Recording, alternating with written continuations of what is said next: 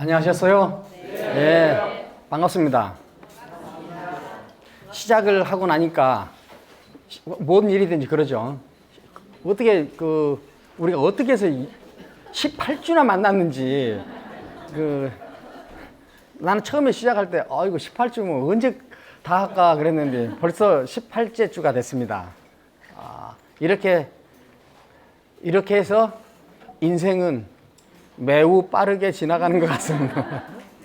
저는 요즘 많이 듣는 노래가 송가인입니다. 아세요? 네. 근데 송가인의 무엇 때문에 내가 그렇게 하루에 꼭 서너 번씩 듣나를 생각해 봤는데, 근데 이게 들을 때마다 나는 좀 이렇게 눈물이 나요. 들을 때마다. 근데 왜 그런가 봤더니 소리가 다르더라고요. 소리가. 그런데 다른 가수들도 소리를 가지고 있죠.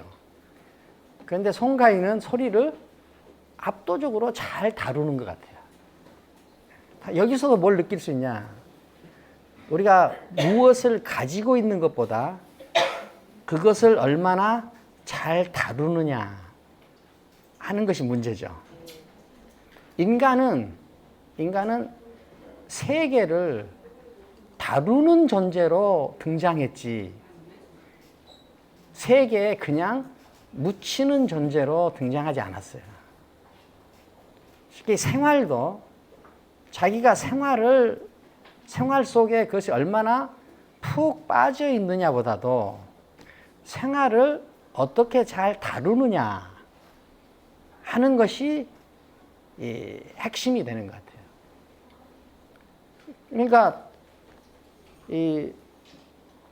어떻게 보면은 송방우 선생님은 팸플릿을 잘 분다 보다도 팸플릿을 잘 다룬다, 잘 지배한다. 저는 이렇게 표현을 하고 싶어요. 지금 제 이 표현이 맞는 것 같아요.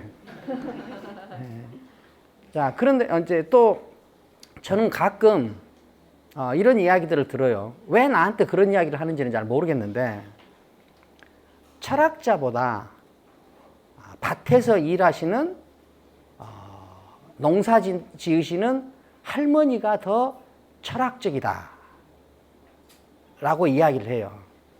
그럼 그 이야기에 대해서 나는 그렇습니다, 그 할머니들이 더 철학적이십니다 라고 말해야 그 분위기가 아주 좋아지고, 그 다음에 내가 겸손한 사람으로 보여서 더 내가 훌륭한 평가를 받을 수도 있고 한다는 것을 제가 알지만 그것은 사실이 아니에요. 그러니까 혹 어떤 할머니, 우리 어머니 같은 분이겠죠. 우리 어머니가 밭에서 평생을 보내시고, 그다음에 우리 어머니는 나중에는 손이 호미를 하도 오래 잡아가지고 손이 이렇게 반드시 펴지지 않게 되더라고요. 호미 모양으로 손이 이렇게 굳어버리잖아요. 그러니까 그런 손을 가질 정도로, 그런데 우리 동네에서 우리 어머니는 일을 잘 안 하셨던 분이에요. 일찍 일을 손에 놓으셨는데도 좀 우리 어머니는 그러셨어요. 근데 그렇게 고생을 하신 우리 어머니가 나한테 인생에 대한 교훈을 많이 주셨어요. 그 교훈 몇 가지 가지고 저는 내가 흐트러지려고 할 때 다잡곤 하기도 합니다. 우리 어머니가 저한테 가끔 하셨는데 제일 나를 찌른 말이 뭐였냐면은, 배운 사람이 그러면 쓴다냐. 배운 사람이 그러면 쓴다냐. 그 말도 많이 하셨고, 또 사람이 그러면 쓴다냐. 이 말에는 엄청난 어떤 위험이 있어요. 그렇지만 우리 어머니가 나보다 더 철학적이시는 않아요. 왜 철학적이시지 않냐? 간단히 말해서 우리 어머니는 대학을 안 나오셨고 철학을 전공하지 않으셨어. 이것이 기본 차이예요. 기본 차이예요. 우리가 학이라는 거, 핵이라는 것. 이것이 주는 효용성이랄지 위력. 이것을 소홀히 하면 안 돼요. 그러니까 학은 다 지식으로 되어 있어요. 학은 다 지식으로 되어 있어요. 그러니까 이 지식의 힘을 쉽게 거부하거나 무시하거나 부정하면은 인간은 이 세계를 다루는 능력이 현저히 떨어질 수 있어요. 동학 농민혁명 때 우금치 전투에서 죽창을 든 동학 농민군이 2만 8천 명 내지 3만 명이 죽습니다. 그때 일본군이 1명 죽어요. 그러니까 일본군 1명 죽을 때 동학 농민군이 약 3만이 죽습니다. 3만이 죽어요. 그 3만을 1명하고 바꿨습니다. 일본군은 조총을 들었고 농민군은 동학군은 죽창을 들었어요. 자, 이것이 뭘 말하느냐? 산업혁명, 이 산업화에 성공했느냐, 성공하지 못했느냐예요. 산업화라는 것은 인간의 지적 능력이 계속 진화하면서 맞이하는 세계를 다루는 매우 특별한 방법이에요. 세계를 다루는 그 매우 특별한 방법에 적응을 하고 그것을 이루려고 노력을 한 사람들은 힘을 가졌고, 그러지 않은 사람들은 힘을 갖지 못했어요. 여기서 우리가 감각적, 감성적으로 보면은 우리는 동학 농민을, 우리는 죽음을 무릅쓰고 죽창을 들고 조총을 들 일본 놈들한테 맞섰다. 이 감성적 언어로는 해결되지 않은 수없이 복잡한 얘기가 들어있어요. 이건 왜 그러느냐? 세계를 다루는 능력에서 패배했기 때문에 그래요. 그리고 세계를 감각적으로, 감성적으로 다루면서 세월을 다 보내버리기 때문에 그래요. 세계를 갖느냐 갖지 못하느냐, 그 세계에서 사느냐 살지 않느냐 문제가 아니라 세계를 다루느냐 다루지 않느냐 하는 문제예요. 세계를 다루느냐 다루지 않느냐. 세계를 다루려면 세계를 봐야 돼요. 세계를 봐야 돼요. 저는 대학원 석사 과정 때 제 무서운 선배가 한 분 계셨어요. 그 무서운 선배가 새벽에 불러가지고 등산을 가자고 해요. 그래서 등산을 다니다가 이 맨손으로 바위를 타라고 하더라고요. 그래서 몇 번 따라다녔어요. 그래서 이제 맨손으로 바위도 이렇게 타보고 그랬는데, 그 맨손으로 바위 타면서 내가 하나의 지혜를 깨달았습니다. 그게 뭐냐면은 바위가 무서워서 바위에 찰싹 달라붙으면은 사고가 납니다. 미끄러져요. 그런데 그 두려움을 극복하고 바위로부터 떨어지면 떨어질수록 안전해요. 안전해. 떨어지면 떨어질수록 내 몸을 움직이기가 편해. 그래서 바위에서 미끄러지는 일이 없어. 이게 뭐냐? 이것이 소위 거리를 둔다, 즉 객관적이다 하는 거예요. 객관적이다. 감성적이고 감각적이면 세계에 밀착합니다. 지적이면, 세계를 다루면 세계와 거리를 유지하고 세계를 관찰하게 돼요. 자, 동학농민혁명군 약 3만 명이 죽을 때 일본군 1명 죽어요. 그 뭐냐?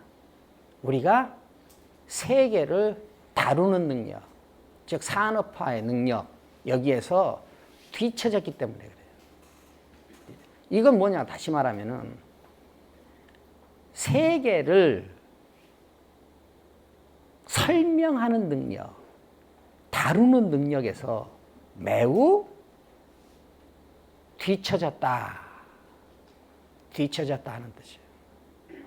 소리도 그 소리를 갖느냐 못 갖느냐의 문제가 아니라 그 소리를 자기 뜻대로 설명하려고 하느냐 설명하려고 하지 않느냐, 다루려고 하느냐 다루려고 하지 않느냐의 문제예요.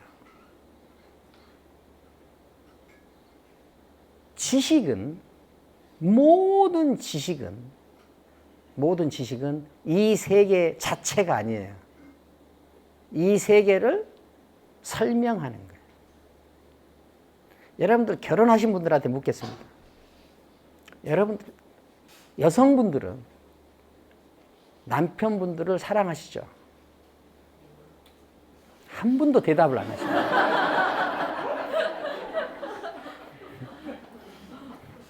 대답 안 할 수도 있지만 한 분도 대답을 안 한다. 이건 문제가 있네요. 그런데 엄밀히 따져봅시다. 그 남편 자체를 사랑합니까? 자기가 해석한 남편을 사랑합니까? 자, 그럼 여러분들 모든 분들이 대답할 수 있게 제가 질문을 바꾸겠습니다.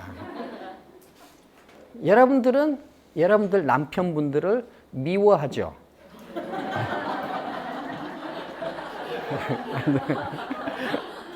자, 그래도 여기에는 대답이 좀 더 많아졌어요.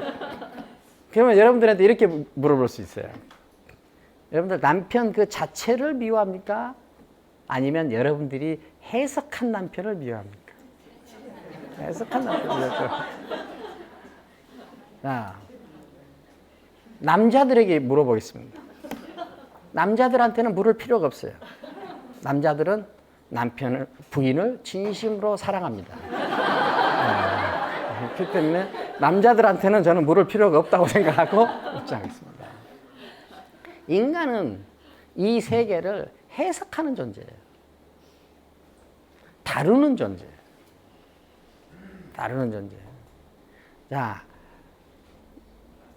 자, 그러면 우리가 이 세계를 다루는 것, 해석하는 것에 관해서 좀 알아보죠.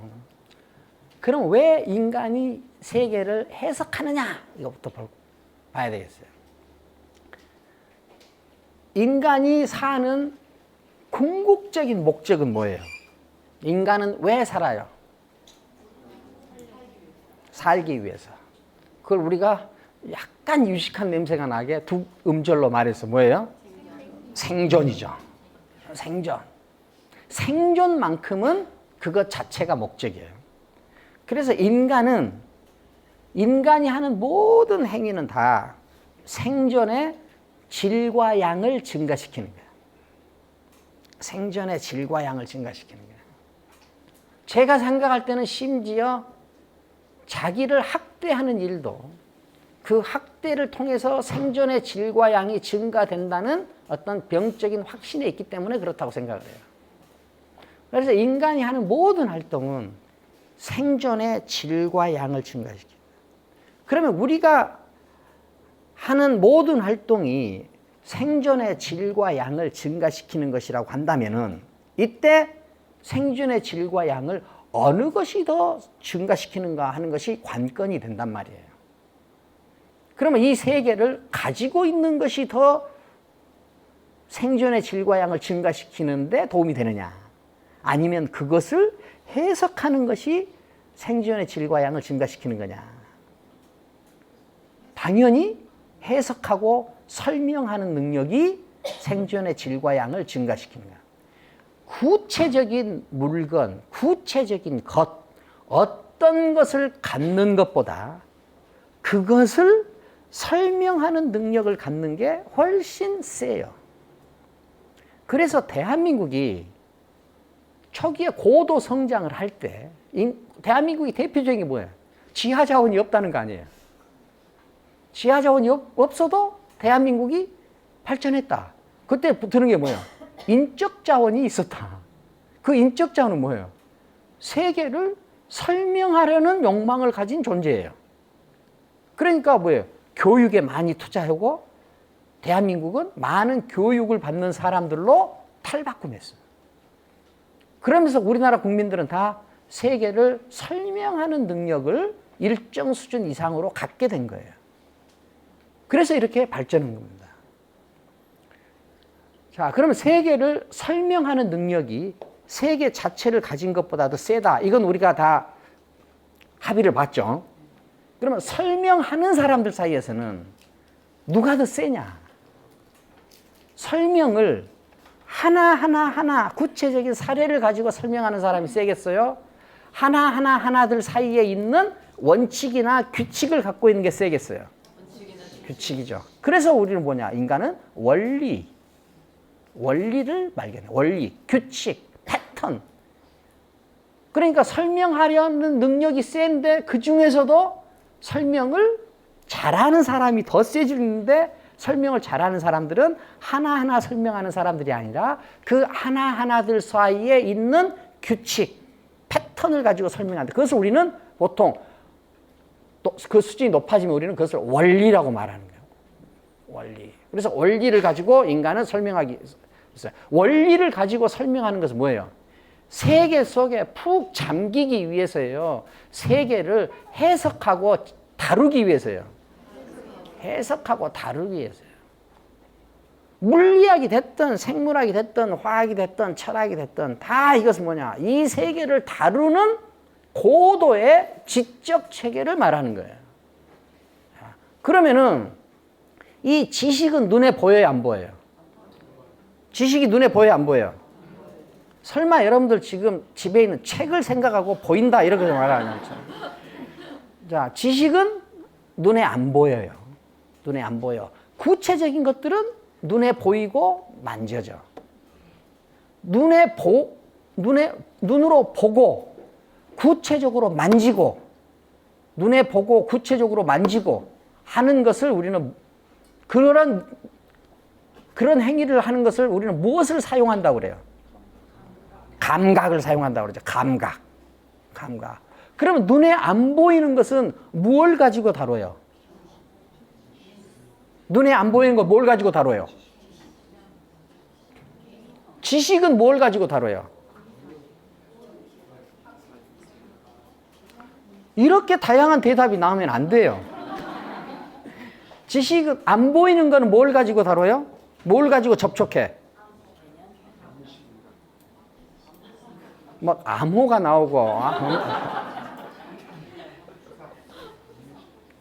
생각, 사유. 안 보이는 것은 감각적으로 경험될 수 없어요. 안 보이는 거는 사유만 가지고 할 수 있다. 생각 가지고 있어요. 생각 가지고 할 수 있어요. 자, 여러분 다시 돌아가죠. 이 그래서 내가 돌아가니까 이걸 텔레토비 교육법이라고 그래. 한 말 또 하고 한 말 또 하고. 여러분들이 나한테 한 말 또 하고 한 말 또 한다고 하시면 안 돼요. 자, 지구는 평평해요, 둥글어요?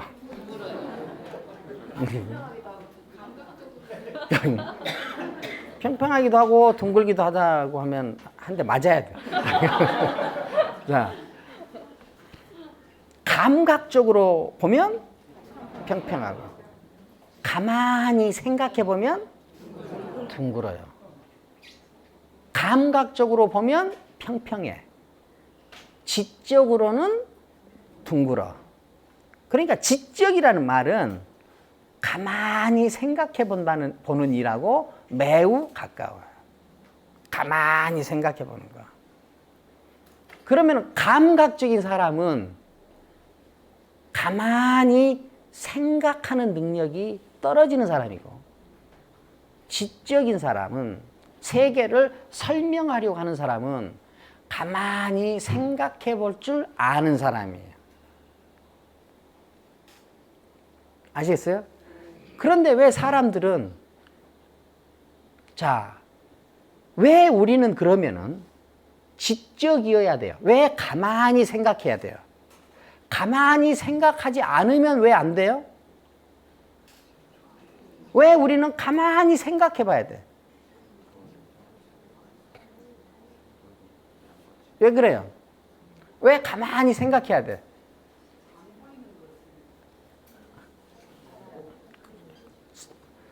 안 보이는 것을 잡아야 되니까. 안 보이는 것을 왜 잡아야 돼요? 예? 그렇죠. 설명하는 능력이 세지기 때문에. 그럼 왜 우리는 꼭 설명하는 능력이 세야 돼요? 생존의 질과 양을 높이기 위해서. 여러분들이 가지고 있는 특징 중에 하나가 말과 생각이 안 따라오니까 몸을 써요. 그래서 앞에서 보면 굉장히 귀여워요. 자, 우리가 왜 가만히 생각해 봐야 돼요? 또 지금 내가 뭐 새로운 이야기를 하는 것이 아니라 다시 이야기하는 거예요. 왜 가만히 생각해 봐야 돼요? 생존의 질과 양. 힘이 세죠. 힘이 세죠. 가만히 생각해 봐야 능력이 커진다. 그러면 사람들은 왜 가만히 생각하는 일을 잘 안 하고 생각 대신에 그냥 감성적이거나 감각적으로 움직이려고 그래요? 가만히 생각해야 힘이 더 세지고 설명 능력이 커지는데, 그렇게 좋음에도 불구하고 사람들은 왜 가만히 생각하는 것 대신에 그냥 생각을 안 하고 감각과 본능에 의존하려고 하나 말이에요. 어렵죠. 생각하는 것이 힘들어요. 노고가 들어가. 그런데 감각과 본능은 아무 생각 없어도 돼. 아무 생각 없어도 돼. 자, 그러면은 우리가 감각과 본능을 생각 없이 즉각적으로 사용하는 것은 더 편하다. 그런데 가만히 생각하는 일은 사유에 수고가 들어가기 때문에 이건 힘들다. 그러니까 사람들은 감각과 본능에 더 기울려고 하지 가만히 생각해 보려고 하지 않는다. 가만히 생각해 보려고 하지 않으면은 세계를 다루고 세계를 설명하는 능력이 개발될 수가 없어요. 개발될 수가 없어. 자, 우리가 우금치 전투에서 일본군 한 명 죽을 때 우리가 3만 명 정도가 죽었다. 이 말은 세계를 다루는 능력에서 차이가 났다는 뜻이에요. 그 사람들은 악한데도 한 명 죽고 우리는 선한데도 3만 명 죽은 게 아니에요. 차이는 딱 하나예요.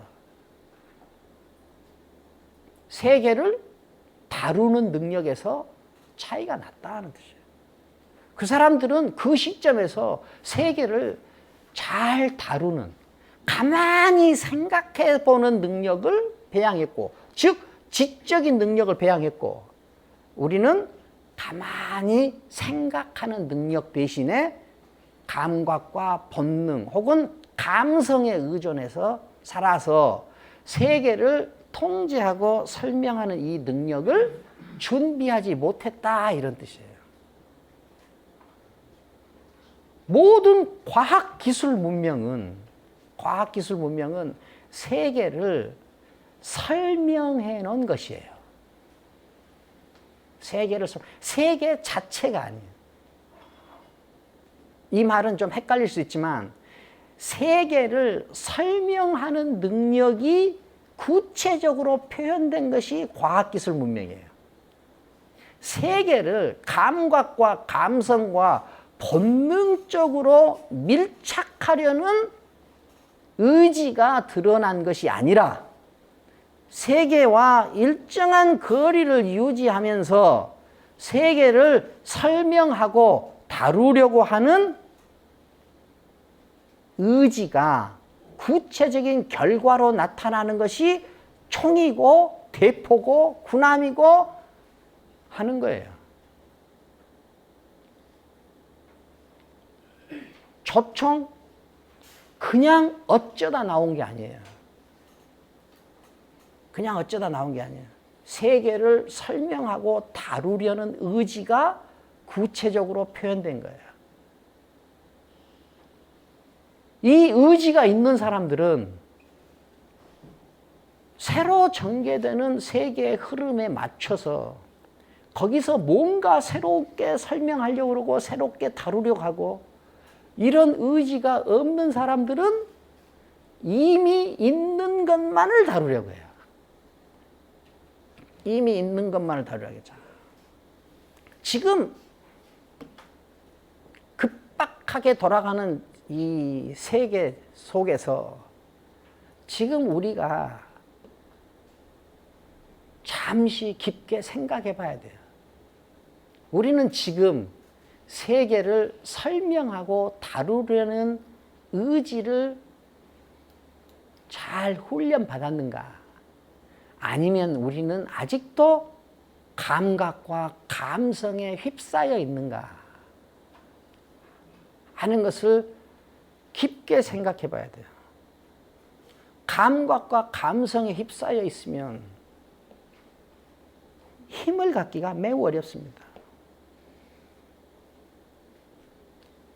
인간이 세계를 다루고 설명하는 능력은 거기에 맞는 고단한 사유의 수고가 가해져야만 돼요.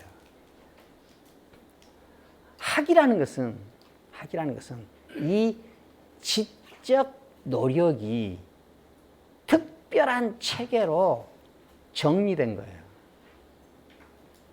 우리 어머니는 굉장히 귀엽고 사랑스러우신 분이었어요. 그렇지만 철학적이지는 않으셨어요. 철학적이지는 않으셨어요.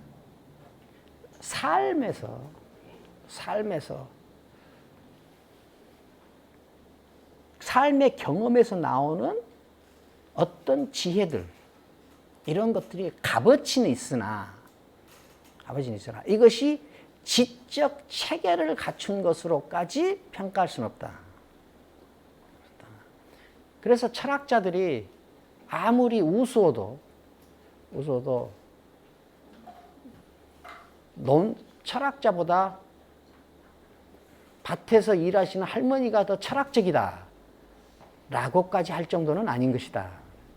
이 지적이라는 거, 이것은 굉장히 중요한 거예요. 자, 그러면 이제 보이지 않는 거예요. 자, 보이지 않는 것이 중요하다. 보이지 않는 거. 왜 그러냐? 보이지 않는 것을 볼 수 있는 능력. 보이지 않는 것을 볼 수 있는 능력. 이것이 엄청난 힘을 준다는 것은 우리가 다 알았죠. 자, 우리가 다시 정리하고 가죠. 보이는 것이 세요? 안 보이는 것이 세요? 안 보이는 것이 세죠. 왜 우리가 귀신을 무서워해요? 귀신을 왜 무서워해요? 귀신은 안 보여요. 안 보여. 그런데 귀신은 나를 봐. 귀신은 나를 본데 나는 귀신이 안 보여. 만져지는 게 세요? 안 만져지는 게 세요? 안 만져지는 게 세요. 자, 이것에 대해서 철저한 인식이 있어야 돼요. 자, 우리가 야구 선수들이, 야구도 그렇고 뭐 모든 운동이 그렇지만 공을 보라. 공을 끝까지 보라.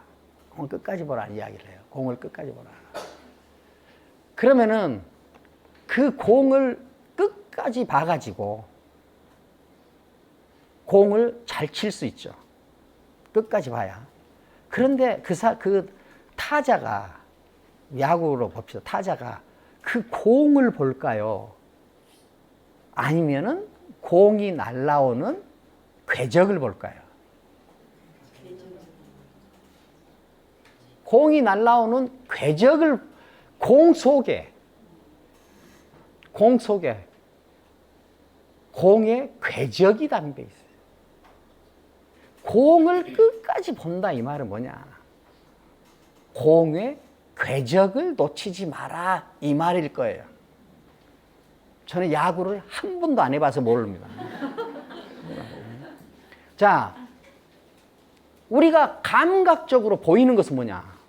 앉아 보는 것은, 감각적으로 보이고 만져지는 것은 투수의 글러브예요. 투수의 손이에요. 투수의 손이에요. 그런데 이 투수의 손을 떠난 공은 공대로 있지만 공의 진실한 역할은 뭐냐? 공 그 자체가 아니에요. 자기 나름대로 궤적을 그리는 거예요. 그래서 우리가 투수의 손을 보거나 공을 봐서는 공을 정확히 맞출 수가 없어요. 뭘 봐야 돼요? 뭘 봐야 돼요? 궤적을 봐야 돼요. 흔적을 봐야 돼요. 공이 그리는 흔적이 핵심이지 공 자체가 핵심이 아니에요. 공의 궤적을 봐야 돼요. 궤적은 눈에 보여요, 안 보여요? 눈에 안 보여요. 없는 거예요. 이 세상에 없는 거예요. 없는 거. 이 세상에 있는 것은 공하고 손밖에 없어요. 공하고 손. 공, 손, 글러브 이런 것들이 있어. 그런데 훌륭한 타자가 되기 위해서는 뭘 봐야 돼요? 궤적을 봐야 돼. 안 보이는 걸 봐야 돼. 안 보이는 걸 봐야 돼. 안 보이는 걸 봐야 돼요. 그런데 안 보이는 것이 무엇으로 드러나요?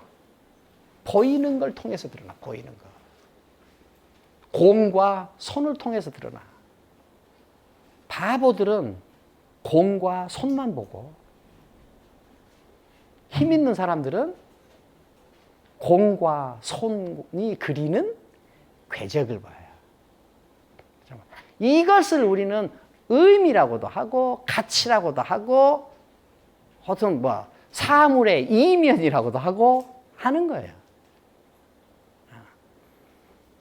지금 여러분들 다 차 한 대씩 있으시죠? 차가 디자인이 직선으로 디자인돼 있어요? 곡선으로 디자인돼 있어요? 곡선으로. 근데 자동차는 원래 곡선으로 디자인해요? 직선으로 디자인했죠, 처음에는. 여러분들 다 각그랜저 생각날 거예요. 생각나죠? 직선으로만 디자인된 거. 그런데 그 직선으로만 디자인됐던 자동차가 어느 날 디자인이 곡선으로 바뀌어요. 왜 바뀌었어요?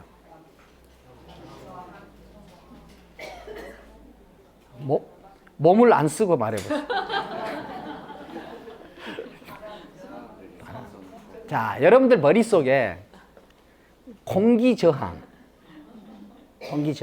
에너지 전략, 혹은 유체역학, 이런 개념이 떠오르셨다. 그러면은 사고력이 좀 떨어졌구나. 사고력이 좀 떨어졌구나. 지금 그런 단어가 떠오르면 내 사고력이 좀 떨어졌구나. 교과서에 나온 것, 아는 것을 그대로 말하는 것은 사고하지 않은 행위예요. 자, 조금만 생각해 보면 각그랜저가 나올 때도 비행기는 다 유체역학이며 에너지 전략이며 공기 저항이며 이런 것들을 다 감안해서 유선형으로 다 디자인돼 있어요. 근데 자동차는 직선으로만 디자인돼 있어. 그렇죠? 그럼 왜 직선으로만 디자인했을까요? 왜 디자인이 바뀌었을까요? 직선에서 곡선으로 왜 디자인이 바뀌었어요? 왜 바뀌었어요? 아름다워서. 그럼 직선은 아름답지 않아요?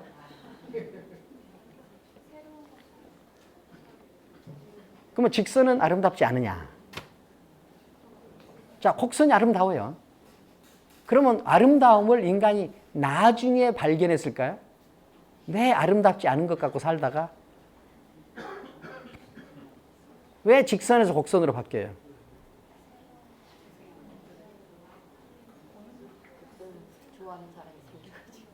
좋아하는 사람이 생겨가지고 좋아하는 생겨가지고 좋아하는 사람이 생겨가지고 그럴 것 같아요. 아니 그럴 것 같아요. 자, 곡선이 아름답기 때문에. 근데 제가 한 번 더 질문했죠. 그럼 직선은 아름답지 않느냐? 직선도 아름답죠. 그러면 우리가 알 수 있는 건 뭐예요? 이 아름다움에서 저 아름다움으로 이동한 거예요. 그렇죠. 그 말은 뭐예요? 곡선을 좋아하는 사람이 점점 더 많이 생기는 거예요. 자, 자동차 회사에서 자동차를 만드는 목적이 뭐겠어요? 많이 팔려고 1번, 남북 통일 2번. 자, 뭐가 자동차에서 자동차 만드는 뭐가 목적이에요?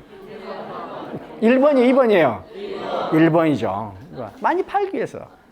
많이 팔려면은 누구 비율을 맞춰야 돼요? 구매자들, 소비자들 비율을 맞춰야 될 거 아니에요. 그런데 보니까 사람들이 직선을 좋아하는 것 같더니 이제는 곡선을 좋아하네. 직선을 좋아하는 줄 알았더니 곡선을 좋아하네. 이렇게 된 거예요. 자, 우리 자동차 디자인을 곡선으로 바꾸기 시작한 나라가 우리나라예요? 외국이에요? 그건 살살 대답하세요. 진짜 이제 외국이죠. 외국에서 그걸 바꾸면은 우리는 그걸 갖다가 따라서 했단 말이에요. 자, 그러면은 누군가가 인간이 직선을 좋아하다가 곡선을 좋아하는 것으로 인간이 이동하고 있다는 것을 안 거죠. 인간의 뭘 본 거예요? 궤적을 본 거예요. 궤적을 본 거예요. 그것을 문이라고 그래요. 무늬를 본 거예요. 무늬를 본 거예요. 그런데 이 무늬는 인간이 일상생활을 하는 속에서 상갓집 2개 다녀오고 그 다음에 휴가 갔다 온 아들 좀 맞이하고 하고 막 친구들하고 술 마시고 술값 n분의 1로 나눠서 내고 막 이렇게 하면 일상 속에서 인간이 직선을 좋아하다가 곡선을 좋아하는 쪽으로 바뀌네 하는 이것이 눈에 보여요, 안 보여요? 안 보여요. 눈에 안 보여. 안 보여. 이것은 고도의 지적 영역이에요. 감각적인 영역이 아니에요. 감각적인 일로 많이 채워진 공간을 우리는 일상이라고 그래요. 이것은 일상을 벗어나는 고도의 지적 능력이에요. 지적 능력이에요. 그건 마치 투수의 손과 공을 보고 그 궤적을 보기 어려운 것과 같아요. 이것을 볼 수 있는 능력을 가진 사람은 매우 드물어. 매우 드물어. 눈에 안 보이는 것을 보는 존재가 뭐예요? 눈에 보이는 것을 안 보이는 존재. 아니, 안 보이는 것을 여러분들 웃겨주려고 내가 일부러 틀린 거예요. 저는 실수가 없는 사람이에요. 내가 한 실수는 다 일부러 한 거예요. 자, 이 눈에 안 보이는 것을 보는 능력, 볼 수 있는 존재를 우리가 뭐라고 그래요?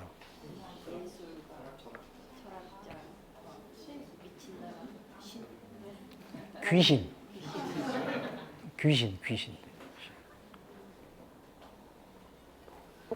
귀신 같은 존재만 볼 수 있어요. 귀신 같은 존재. 귀신 같은 능력을 발휘하는 존재가 있어요. 사랑에 빠진 사람. 미친 사람. 시인. 철학자는 제일 말석을 자제해요. 자, 귀신 같은 존재가, 귀신 같은 인간은 이걸 볼 수 있어요. 그러면은 인간이 움직이는 궤적, 이 동선을 보는 인간이 세겠어요? 그것을 안 보는 인간이 세겠어요? 그것을 보는 인간이 세다 이 말이에요. 그것을 보는 인간이 세다. 그것을 보는 인간의 생존의 질과 양이 월등히 높다. 자, 그러면은 우리가 그 궤적을 뭐라고 그랬어요? 문이라고 그랬죠. 문의. 그것을 문의를 한자로는 문이라고 써요. 문 써요. 근데 직선을 좋아하던 인간이 곡선을 좋아하는 인간으로 바뀌는 이 문의는 누구의 문의예요? 인간의 문의예요. 이것이 인문이에요. 인간이 그리는 문의. 우리나라에서 제일 좋은 책 가운데 인간이 그리는 문이라는 제목을 단 책이 있죠. 누가 썼는지는 모르겠어요. 그런 책이 있어요. 자, 인문이에요. 인문. 그래, 인문. 우리는 보통 인문학. 그럼 인문학 안에 일반적으로 우리가 철학, 문학, 사학, 이걸 이제 문사철을 이제 인문학의 주요 학문으로 이제 보죠. 자, 이 역사책은 사건을 기술하는 책이에요. 사건들의 패턴이나 원리, 질서를 보여주려는 책이에요. 그렇죠. 자, 역사적인 사건들을 시간적인 계기로 배치해서 그것들 사이에 있는 궤적, 인간의 동선, 이것을 알게 해주려는 학문이 사학이에요. 구체적인 사건들을 시간적인 계열에 재배치해서 인간들이 살아온 궤적을 보여주는 것이 사학이에요. 문학은 뭐냐? 문학은 언어를, 문자를 수사적 기법으로 사용해가지고 충격을 줘가지고 이 궤적을 알게 해주려는 학문, 이것이 문학이에요.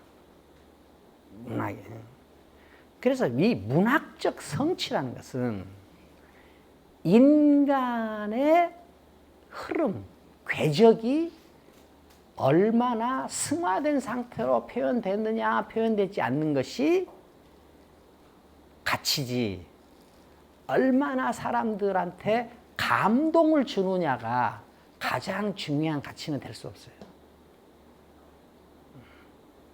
자, 지금 이거에서 인문이라는 것은 인간이 그리는 동선, 인간이 그리는 궤적, 이걸 말했어요. 자, 그러면은 우리는 지금 계속해서 인간의 사유, 능력을 계속 어쩌고 있어요, 지금. 계속 상승시키고 있죠. 상승시키고 있어요. 이 사유를 계속 상승시킨다는 것을 우리는 뭔 상이라고 그랬어요? 뭔 상이라고 그랬어요? 추상이라고 그래요. 추상. 그러니까 추상이에요. 그러니까 추상의 고도화 단계. 이때 뭐예요? 추상의 고도화 단계. 여기에 뭐가 있냐? 오늘 우리가 말하려고 하는 추상의 가장 고도화 단계를 뭐라고 하냐? 그것을 도라고 그래요. 추상의 가장 고도화 단계다. 그 말은 이 세계를 가장 높은 차원에서 다룬다, 설명한다 하는 거예요. 그것을 우리는 원리라고 말하고 원칙이라고도 말해요. 그러니까 이 도가 계열의 철학자들은 이 세계를 해석하고 설명하고 다루는 가장 추상적으로 고도화된 어떤 체계, 어떤 곳, 어떤 것을 뭐라고 그러냐. 그것을 도라고 그랬어요. 지금 여러분들한테 예고한 대로 오늘은 도에 대해서 이야기하는데 도가 처음 나왔어요. 네. 자, 도. 근데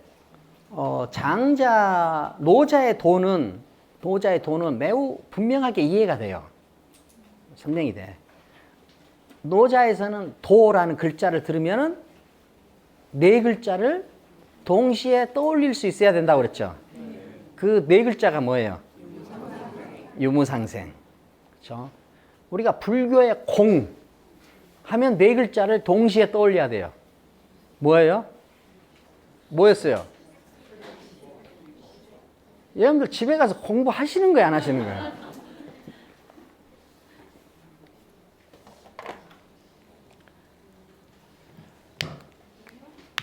불교는 이 세계가 뭔 개로 되어 있다고 그래요? 관계로 되어 있다 그죠? 관계로 되어 있다는 것을 불교 쪽에서는 무슨 단어를 써요? 인연이라는 단어를 쓰죠. 인연. 자, 관계로 되어 있다는 말은 본질이 없다는 거예요. 본질이 없다는 거예요. 지금 내가 반씩 가르쳐주고 하는 것은 내가 어떻게든지 살아보려고 그러는 거예요. 자, 그러면은 관계로 되어 있다. 공이라는 글자를 들으면은 동시에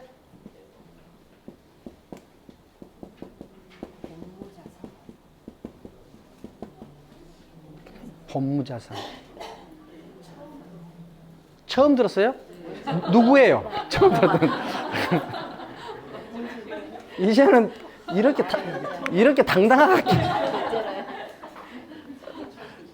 처음 아니죠? 네. 처음 아니에요. 내가 정말 죽어버리고 싶네. 자, 자성이 본래부터 없는 것이다. 자성을 요즘 말로 하면 뭐겠어요? 우리가 말하는 본질 같은 거죠. 본질 같은 거. 이게 본질이라고 할 수 있는지 없는지 이거는 이제 우리가 더 따져봐야 되지만 얼른 우리가 본질이라고 그러죠. 왜 본질이 없어요? 관계로 되어 있기 때문에. 인연으로 되어 있기 때문에. 자, 공 하면은 그 다음에 노자의 도. 그 다음에 네 글자 떠올라야 돼요. 유무상생.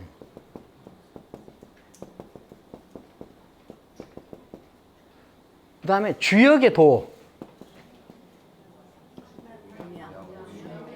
그럼 뭐예요? 이름? 이름이량.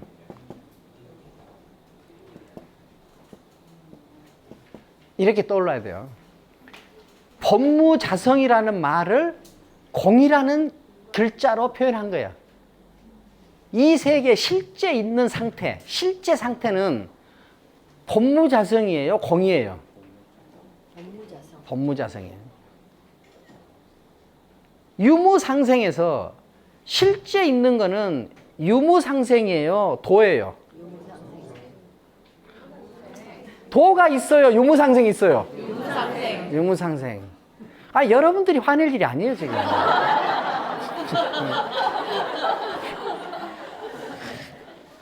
이 세계 실제 있는 거는 유무상생이에요, 도예요? 유무상생이에요. 이건 다 기호들이에요, 기호들. 유무상생이라는 이 원칙을 도라는 글자로 표현한 거예요.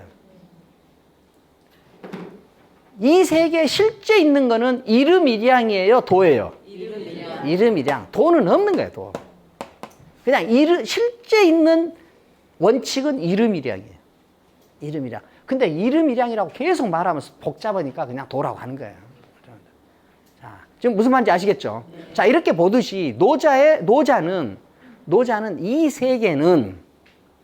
세계는 유와 무의 관계로 되어 있다. 유와 무가 마치 새끼줄이 꼬이듯이 꼬여서 있는 것이 이 세계다 라는 뜻을 도라는 글자로 다 함축해서 표현하는 거예요. 자, 그러면 노자에 있어서는 도가 매우 선명하죠.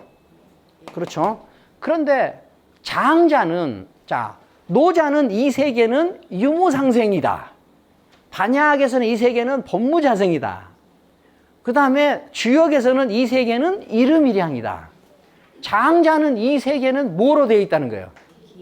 장자는 이 세계는 기로 되어 있다는 거예요. 기로다. 기의 관계로 되어 있다, 이 세계는. 그래서 장자는 이 세계는, 자, 뭐라냐, 기로 되어 있다. 천하,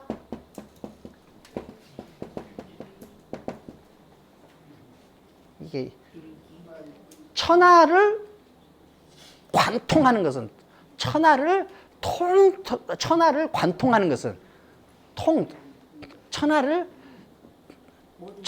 전체는 뭐냐, 일기의 귀다 이 말이 아니라 일기일 뿐이다.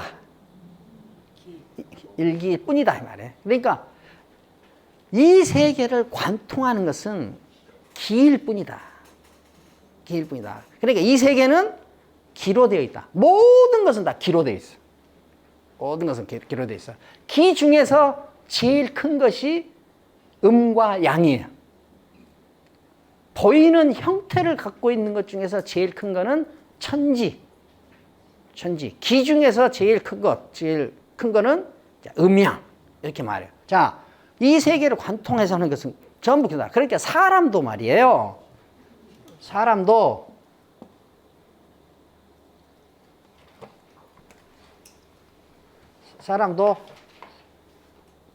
기가, 갑자기 앞 글자가 생각이 안 나네. 그러니까 인지생,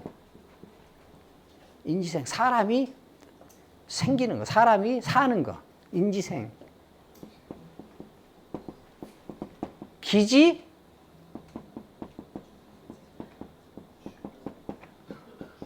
기지취야. 사람이 사는 것은 기가 모인 것이다. 기가 모인 것이다. 기가 모이는 것을 생이라고 그러, 모여 있는 것을.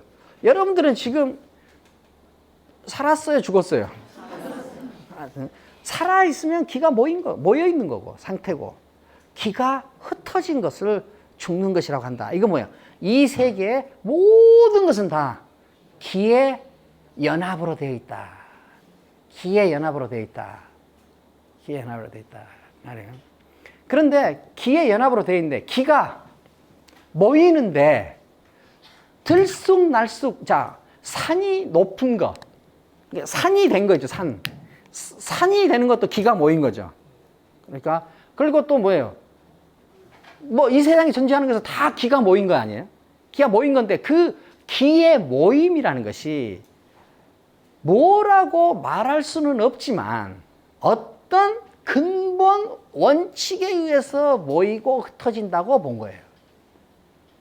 그런데 이 근본 원칙이라는 것이 노자에서는 유무상생으로 분명한데 장자에서 그 원칙은 아주 분명하지는 않아. 그런데 이 세계를 이루는, 이 세계의 운행을 지배하는 근본 원칙과 원리가 있다고 말해요. 그 근본 원칙과 원리의 모습이 어떠느냐? 노자는 유무상생이라고 말하고 장자는 그것을 특별하게 말하지를 않고 있어요. 추측컨대 기가 모이고 흩어지는 이 질서를 도라고 한 것이 아닌가 추측할 뿐이야. 이 기라는 새로운 범주가 장자에서 출현해서 핵심적인 범주로 기능을 하지만 장자 철학 안에서는 도와 기 사이의 관계가 분명히 해명되지 않고 있어요. 우리가 생각할 때는 기가 모이고 흩어지는 것이다. 이것은 설명할 수 없는 어떤 우연적인 계기다. 이렇게만 말해도 충분할 것 같은데 장자는 그렇게만 말하지 않고 도라는 것을 말을 했어요. 그런데 노자에서 도와 어떤 현실 세계, 그러니까 실제 세계와의 관계를 분명하게 말한 것처럼 장자는 그렇게 분명하게 말하진 않았다. 자, 그런데 장자는 이제 뭐라고 그러냐?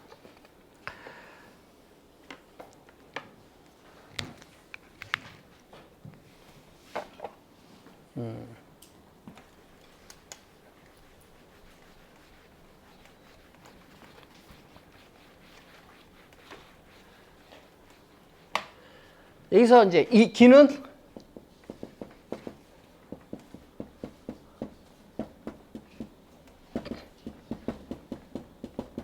통천하일기, 천하를 관통하는 것은 하나의 기일 뿐이다. 그런데 또 뭐냐? 이런 말도 해요.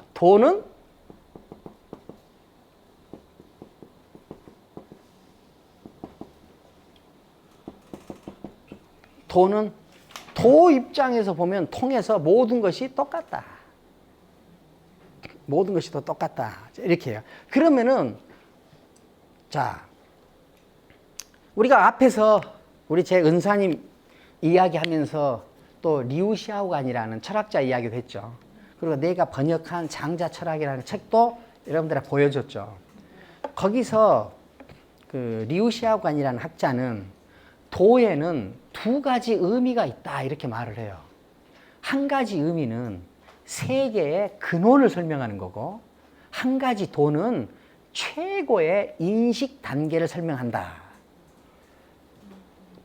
도가 어떨 때는 이 세계의 근본 원리, 세계의 근원을 설명하는 것으로 쓰이기도 하고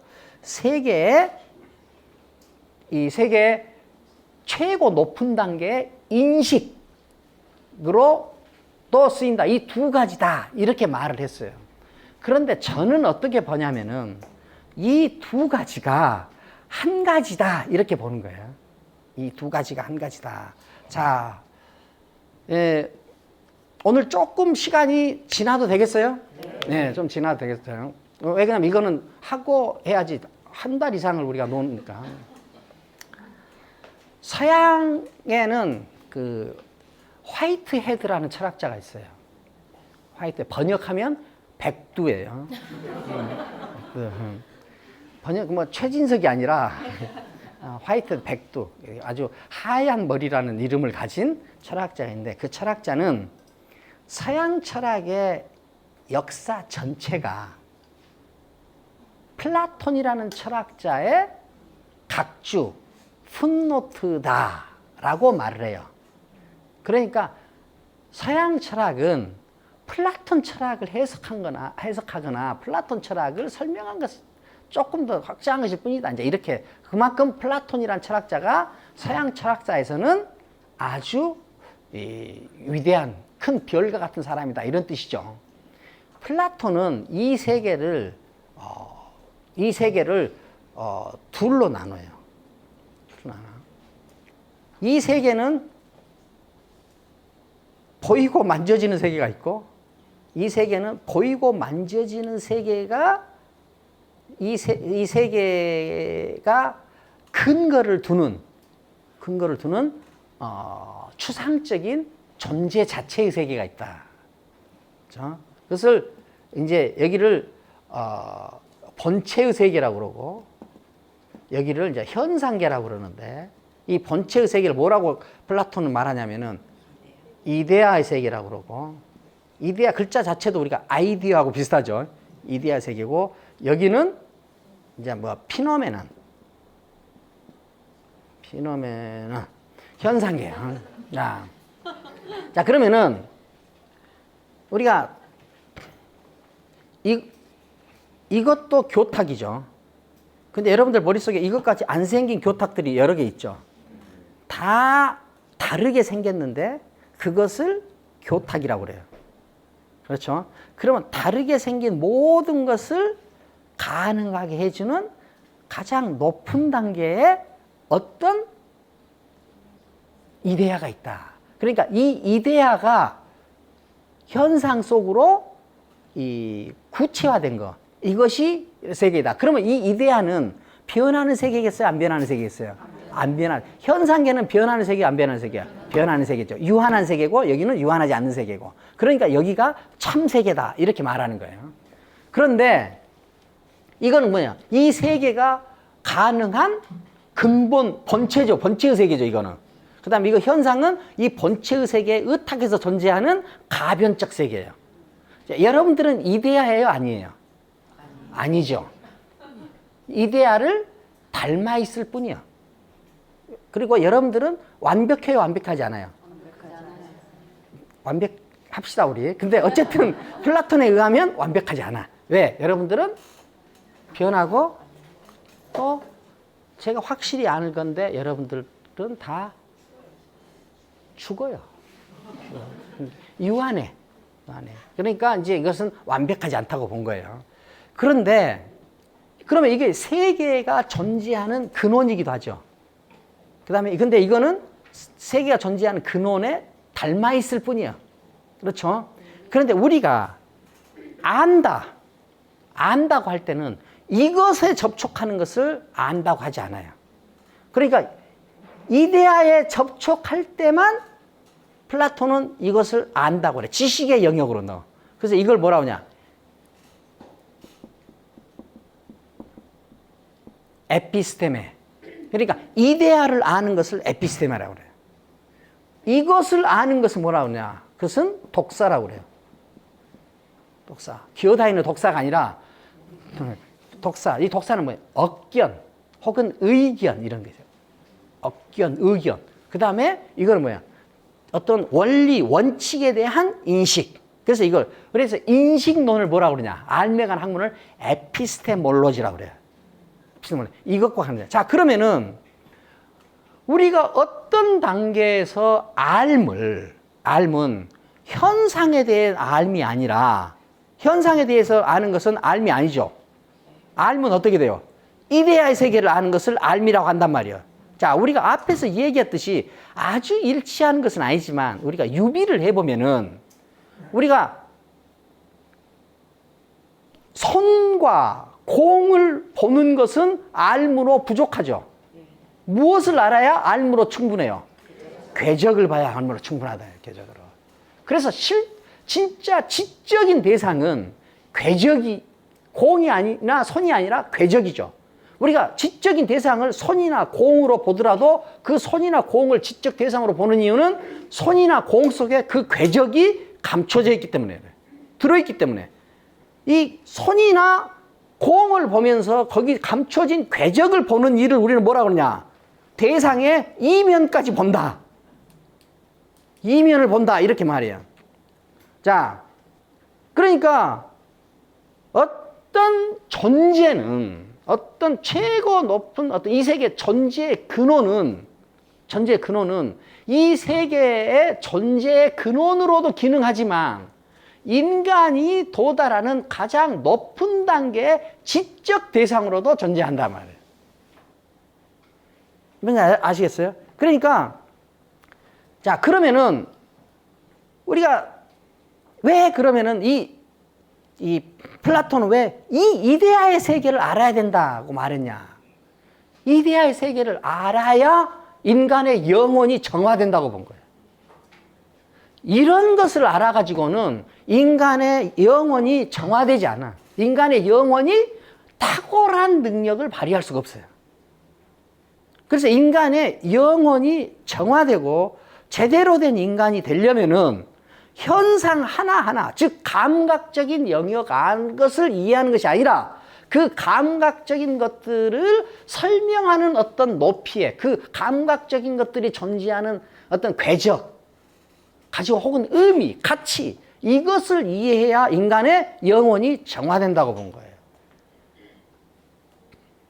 자, 그러니까 왜 우리는 감각을 벗어나야 되느냐? 왜 감성을 극복해야 되느냐? 왜 우리는 가만히 생각해야 되느냐? 왜 우리는 지적이어야 되느냐? 그것은 우리 영혼의 승화, 상승과 관련이 있어요. 이 승화된 영혼이 생존의 질과 양을 증가시킬 수 있기 때문에 생존의 질과 양을 증가시킬 수 있기 때문에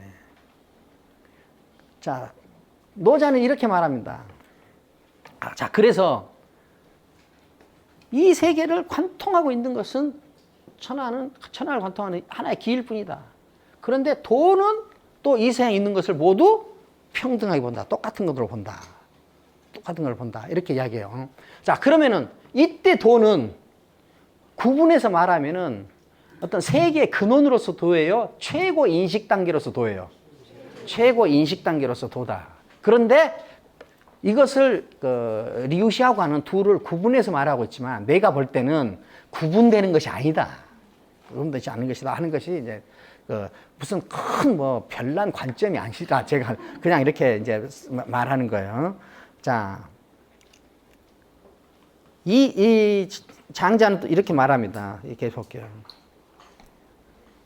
이 세계, 천하, 이 세계는 그러니까 천하가 아니라 하늘은 높지 않을 수가 없다. 하늘은 높죠. 땅은 넓지 않을 수 없다. 하늘은 높지 않을 수 없고 땅은 넓지 않을 수 없다. 해와 달은 운행하지 않을 수 없다. 운행하지 않을 수 없다. 만물은 번창하지 않을 수 없다.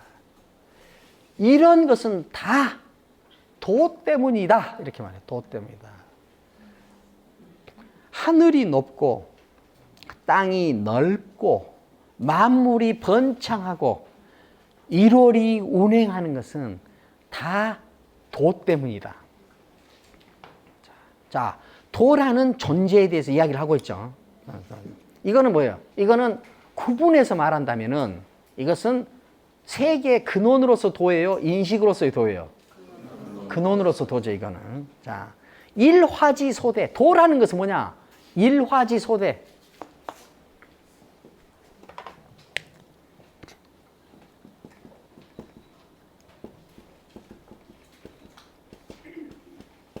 모든 변화가 의지하는 것이다. 도는 모든 변화가 의지하는 것이다. 그런데 또 이렇게 말해요. 자, 그런데 도는 들을 수가 없다. 듣는다는 것은 지적 행위예요? 감각적 행위예요? 자, 도는 들을 수 없다. 들리면 도가 아니다. 감각되면 도가 아니다. 감각되면. 그러면 도는 감각적 대상이에요? 지적 대상이에요? 지적 대상이에요. 도는 볼 수가 없다. 보이면 도가 아니다. 보이면 아니다. 그래서 도는 감각 대상이 아니라 철저히 지적 대상. 도에 접촉하려면은 도에 저촉하려면은 생각을 해야 돼요, 안 해야 돼요? 가만히 생각하는 능력이 있어야 도에 접촉할 수 있어요. 도에 접촉한다고 말하는데, 도에 접촉한다 그 말은 추상적 사유를 한다 이 말이에요. 잘한다. 궤적을 본다. 자, 그런데 도는 어디에나 있다. 왜? 이 세계의 모든 것에 관여하니까. 그래서 이게 재밌는 말이에요. 동곽자라는 사람이 있어요. 동곽자. 동곽자가 장자한테 이렇게 물어봐요. 도는 어디에 있습니까? 그러니까 장자가 어디에고 없는 곳이 없다. 그러니까 동곽자가 아 그래요? 이렇게 말했겠어 안 했겠어요? 이렇게 말 않고 동곽자가 뭐라고 그러냐. 좀만 구체적으로 말해 주십시오. 이렇게 말해요. 그러니까 장자가 땅강아지나 개미한테도 있다. 땅강아지나 개미한테 있다. 기와나 벽돌에도 있다. 땅강아지나 개미한테 있다. 그러니까 동각자가 뭐 그런 데 있을랍디요. 도가 어떻게 그런 데까지 있다요. 이제 그래요. 그러니까 그래? 그보다 더 낮은 것을 더 했단 말이에요. 가라지나 돌피에도 있다. 선생님 왜 그러십니까? 그런 데가 도가 어떻게 있다요? 그런 하찮은 것은 어떻게 도가 있다요? 그러니까 더 밑으로 내려가요. 기와나 벽돌에도 있다. 왜 점점 내려가십니까? 어떻게 도라는 것이 그런 데까지 있겠습니까? 그러니까 장자가 결정타를 날려요. 오줌이나 똥에도 있다. 오줌이나 똥에도 있다. 이 말은 무슨 말을 하고 싶은 거예요? 도의 무소부재성. 어디에나 있다. 이 말을 함과 동시에 도는 현상을 초월해 있다는 거예요? 초월해 있지 않다는 거예요? 현상을 초월해 있어요? 초월해 있지 않아요? 초월해 있지 않다는 거예요. 현상을 초월해 있지 않다. 자, 이데아는 현상을 초월해 있어요? 초월해 있지 않아요? 초월해 있어요. 현상을 초월해 있어. 그런데 도는 현상을 초월해 있지 않아. 현상 어디에나 있어요. 현상 어디에나 있어. 교탁이라는 이데아가 있어. 그런데 이것은 이데아가 이 안에 있어요, 없어요? 이데아가 없어요. 이거는 이데아를 흉내내고 있을 뿐이에요. 이데아하고 이것은 일치성이 있어요, 없어요? 일치성이 있을 수가 없어요.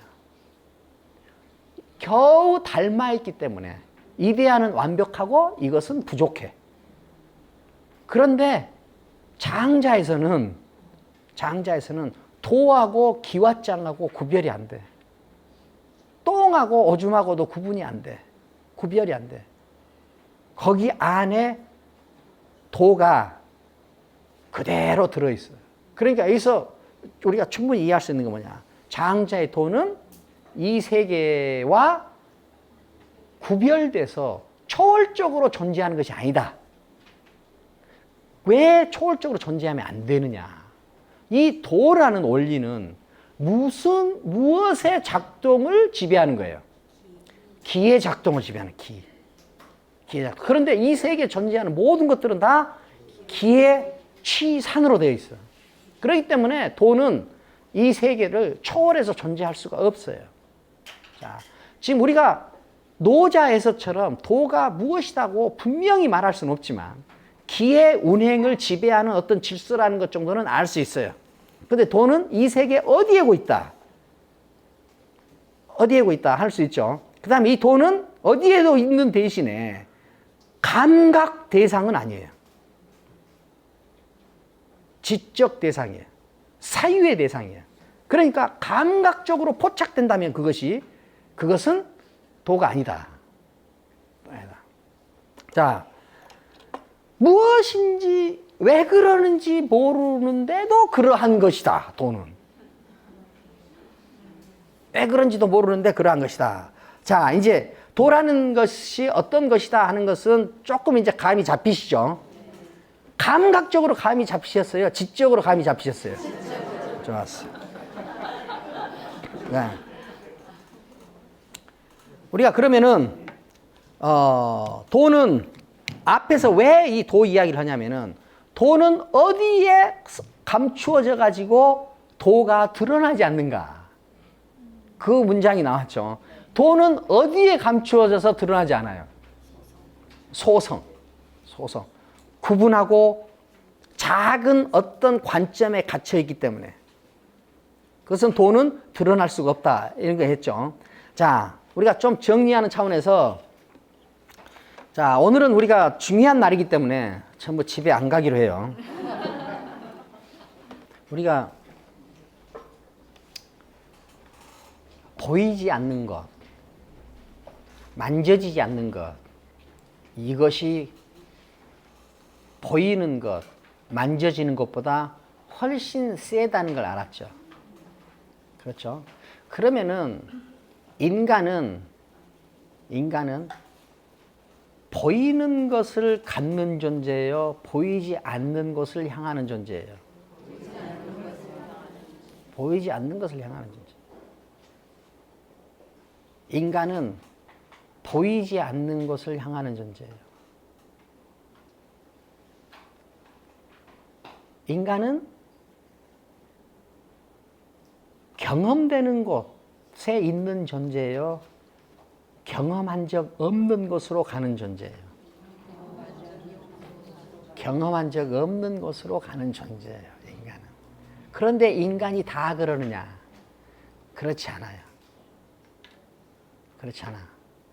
그런데 인간이 도를 아는 인간, 도에 가까운 인간, 지적으로 훈련된 인간은 아직 경험하지 않은 것으로 가려는 욕망을 가진 존재예요.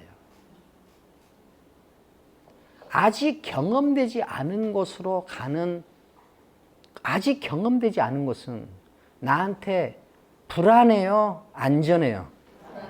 불안해요. 안전해요? 위험해요? 위험해요. 그러니까 이것을 뭐라고 그러냐? 우리가 도전, 모험, 탐험이라고 하는 거예요. 그래서 인간은 근본적인 의미에서 인간은 탐험하는 존재지 탐험의 결과를 수용하거나 따라하는 존재가 아니다. 탐험을 하는 존재를 뭐라고 그러냐? 자유로운 인격, 독립적인 인격, 주체적인 인격, 혹은 창의적인 인격 이렇게 말해요. 모든 창의성은 보이지 않는 곳으로 가는 무모한 행보예요. 그래서 인간은 어떤 존재적 차원에서 말하면 머무르거나 안전을 추구하는 존재가 아니다. 그러니까 계속 우리는 뭘 말하느냐? 건너가기를 말하는 거예요. 건너가기. 건너가기가 뭐냐? 그것이 바로 창의적인 삶이다. 그럼 여기서부터 이제 깝깝해져. 가기 싫어. 가기 싫어. 왜? 무서워. 무서워. 버릴 것이 너무, 포기해야 될 것이 너무 많아 보여. 이때부터 인간은 작아지기 시작하고, 작아지면서 이미 가졌던 생각, 그것을 절대 놓지 않으려고 해요. 왜? 이미 가졌던 생각이 자기의 전부이기 때문에. 이미 가졌던 생각이 자기의 전부이기 때문에. 이미 가졌던 생각이 자기의 전부인 이 상태를 뭐라 그러냐? 근사지심. 근사집심. 거의 다 죽은 마음. 죄송합니다. 이건 저를 미워하지 마세요. 장자가 그렇게 썼어. 나는 그냥 전달만 합니다. 그것을 근사지심. 근사지심. 거의 죽은 마음을 가져버리면 막사복양이야. 절대 회복되지 않아. 거의 죽은 마음, 즉 뻣뻣하게 굳어버린 마음을 가지면은 이제 평생을 그걸로 사는 수밖에 없을 것이다. 그러니까 거의 죽은 마음이, 자기 마음이 거의 죽기 전에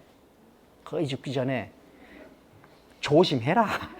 조심해라. 장자는 그렇게 말하고 있어요. 자, 보이지 않는 것에 진실이 있다. 그 보이지 않는 것을 간 사람은 영토를 확장하는 역할을 하게 돼요. 경험하지 않은 것, 만져지지 않는 것으로 간다. 그 말은 자기 영토를 확장한다. 그 확장된 영토에서 자기 혼자 살아요? 다른 사람들과 함께 살아. 다른 사람들에게 살게 해줘. 그렇기 때문에 이 사람은 존재적으로 지배자의 위치에 서게 되는 거예요. 그러니까 제가 가끔 하는 말인데, 지식인은 지적 사유 능력이 있는 사람들은 자기한테 필요한 것을 찾는 사람이 아니라 세상이 아파하는 것을 함께 아파하는 세상입니다. 세상이 아파하는 것과 자기와 다른 것으로 아는 사람은 보이지 않고 만져지지 않는 것으로 가려는 욕망 자체가 없는 사람이에요. 나와 세상의 아픔이 내 아픔으로 인식되는 사람은 가보지 않은 것, 경험하지 못한 것, 보이지 않는 것, 그것이 자기의 것이 될 수 있는 사람이에요. 지혜가 최고조에 이르면 건너갈 수 있게 돼요. 건너간다는 것은 특별한 생각에 사로잡혀 있지 않다는 뜻이에요. 특별한 생각에 사로잡혀 있죠. 여러분들이 이 강의가 끝나고 나서 여러분들 영혼이 정화되고 싶고, 여러분들이 한 발자국이라도 더 상승하고 싶으면 여러분들이 지금까지 가졌던 굳은 생각이 진실, 진리가 아닐 수 있다라고 한번 반성해 보는 거예요. 한번 반성해 보는 거예요. 그것을 버리는 것이 얼마나 무서운 일인지 경험해 보는 일이에요. 그럼 이제 65쪽 한번 읽어보죠. 옛사람의 예지, 즉 지혜, 예지에는 최고 경지에 다다른 데가 있었다. 그럼 그 최고 경지가 뭐냐? 어떤 경지에 다다랐는가? 애초에는 사물이란 것이 따로 없다고 생각하는 무의 경지다. 무의 경지다. 자, 근데 그 무의 경지에서는 지극하고 완전하여 더 이상 아무것도 덧붙일 수가 없다. 자, 이렇게 이야기를 해요. 좀 시간이 없으니까 그냥 이런 거 설명. 무라는 개념을 좀 더 설명하면 좋은데 오늘은 생략합시다. 혹시 나중에 이렇게 만나면 그 무를 다시 이야기하십시오. 저한테 지적을 해주시면 다시 하겠습니다. 그 다음 경지는 사물이 있다고 생각하지만 거기에 구별을 두지 않은 거다. 구별을 두지 않은 것이다. 자, 사물이 없다고 생각한다는 것은 사물들이 다 죽어서 다 사라져버렸다 이 말이 아니에요. 사물들이 없는 것은, 구체적인 것이 없는 존재는 어디예요? 최고의 경지에서는 손도 없고 공도 없다고 한다. 거기에는 뭐가 있어요? 궤적만 있어. 흔적만 있어.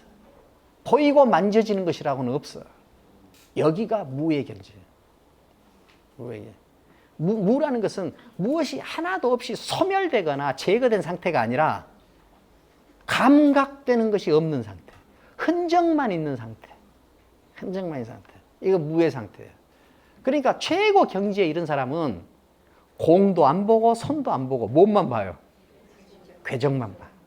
그러니까 어떻게 돼요? 이 세계 물건이란 것은 따로 없다. 없는 경지를 본다. 이걸 최고 경지라고 받아요. 그 다음 단계는 뭐냐? 그 다음 단계는 사물이 있다고 생각해. 사물이 있다. 그런데 거기에 또 구별을 두지는 않아. 사물이 있다고 하는데 구별을 두지는 않아. 그 뭐야? 나는 공과 손이 아주 다른 것이라고 보지 않아. 공도 기로 되어 있고 손도 기로 되어 있다고 봐. 이것이 단계가 있고, 그보다 좀 더 아래 단계. 그 다음은 공하고 손은 따로 있다. 고 보는 단계가 그 다음 단계인데, 그렇게 보더라도 또 경지에 있는 사람은 거기서 공이 옳으냐 손이 옳으냐를 따지지는 않아. 거기에 시비를 따지진 않아요. 시비가 나타나면 도가 파괴되는 원인이 돼요. 시비가 있다. 시비를 따진다. 그 말은 구분을 한다는 거고, 구분을 한다는 것은 기준을 가지고 있다는 거고, 기준을 가지고 있다는 것은 작은 마음에 갇혀 있다는 뜻이에요. 그러니까 큰 도를 접촉할 수가 없어요. 도가 파괴되면 또한 뭐가 이러냐? 편애가 이루어져요. 도가 떠나면 편애가 이루어져. 자, 우리가 인사를 못했더라도 안녕히 가세요. 자, 편애가 이루어져. 그러니까 편애가 이루어지는 단계는 뭐냐? 무엇이 더 좋냐? 나는 공이 더 좋아. 나는 손이 더 좋아. 이 단계에서는 궤적은 보지도 않는 거예요. 자, 좀 이제 우리가 좀 이 정도는 다 이해할 수 있죠? 자, 이것이 이제 우리가 노자에서는 원이 된다. 자, 그런데 이런 구분들이 진짜 있는 걸까? 아니면 진짜 없는 걸까? 장자는 이렇게 말했지만, 지적 승화를 계속 이뤄내면은 당신은 공이 더 좋네, 마음에 드네, 손이 더 마음에 드네 하는 단계를 넘어서 그 단계를 넘어서고, 공이 오르냐 손이 오르냐 이 단계도 넘어서고, 공과 손이 있는 것도 넘어서서 나중에 어떻게 돼요? 공과 손이 만들어내는 그 궤적, 즉 무만 접촉할 수 있게 된다. 그 무만 접촉해야, 거기에 접촉해야 영원히 승화되고 생존의 질과 양이 증가된다. 지금 이 이야기를 하는 거예요. 자, 그럼 우리가 말할 수 있죠. 우리가 지식이라는 것은 이 세계를 이해하고 관리하고 통제하기 위해서 만든 고효율의 추상장치예요. 이 세계를 인간이 이해하고 관리하고 통제하기 위해서 만든 장치 중에 가장 효율성이 높은 장치가 지식이에요. 지식. 그러니까 이 지적 이해라는 것은, 세계를 지적으로 이해한다는 것은 세계와 관계하는 매우 효율적인 무기를 갖는다. 자, 그런데 지식은 눈에 보여요, 안 보여요? 안 보여요. 눈에 안 보이는 것이 제일 높아갈 때, 그때 뭐예요? 그것을 우리가 도라고 한다. 자, 마지막 문장 하나만 있죠. 시작이 있으면, 우리가 무엇이 시작됐다 그러면은 그 앞에 시작, 그러면 시작 전 단계가 있을 거 아니에요? 아직 시작되지 않은 단계가 있을 거 아니에요? 아직 시작되는, 또 아직 시작되지 않은 단계가 있으면은 아직 시작되지 않은 이전의 단계가 있을 거 아니야. 그다음에 그러면 또 그렇죠. 계속 올라가죠. 있다가 있고 없다가 있어. 있다는 말이 있고 없다는 말이 있어. 그러면 뭐예요? 그 앞에 있다 없다라는 말이 있기 이전이 있을 거 아니에요. 그럼 또 그 앞에는 있다 없다라는 말이 나오기 이전에 이전이 있을 거 아니에요. 사물의 기원을 쫓으면 끝이 없어요. 근데 현실 세계에서는 갑자기 있다 없다의 대립이 생겨. 그렇죠? 그리고 이 있다 없다의 대립은 결국 상대적이므로 어느 쪽이 있다이고 어느 쪽이 없다인지 정할 수가 없어요. 지금 나는 여기 장자, 여기서 나는 장자가 아니라 지금 누군가는 여기서 의견을 말했지만 내가 한 말이 과연 정말 말한 셈이 되는 걸까? 말을 안 한 셈이 되는 걸까? 장자는 있다 보면은 내가 어디로 가는지를 알 길이 없어요.